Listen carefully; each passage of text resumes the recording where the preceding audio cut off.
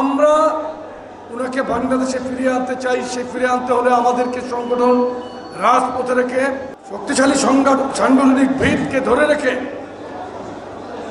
তার দেশে আসার পথকে সুগম করতে হবে। কিভাবে করবেন?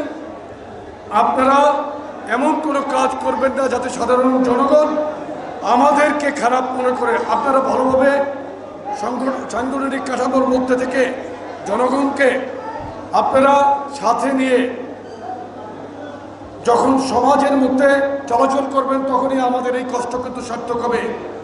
দেশনায়ক তারেক রহমান কিন্তু বলেছেন যে মানুষকে ভয় দেখিয়ে নয়, মানুষের মনকে জয় করে রাজনীতি করতে হবে।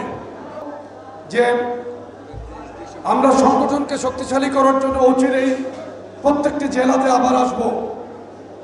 মেয়াদোত্তীর্ণ কমিটিগুলোকে আমরা নতুন করে করবো এবং মাঠের নেতা কর্মীদের নিয়ে আমরা জেলা উপজেলা কমিটিগুলো পৌর কমিটিগুলো করবো ইনশাল্লাহ।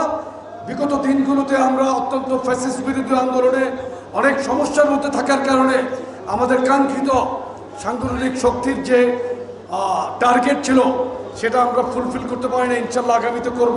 এই সুষ্ঠু পরিবেশ বজায় রেখে ইনশাল্লাহ আমরা আপনাদেরকে নিয়েই সংগঠন শক্তিশালী করব।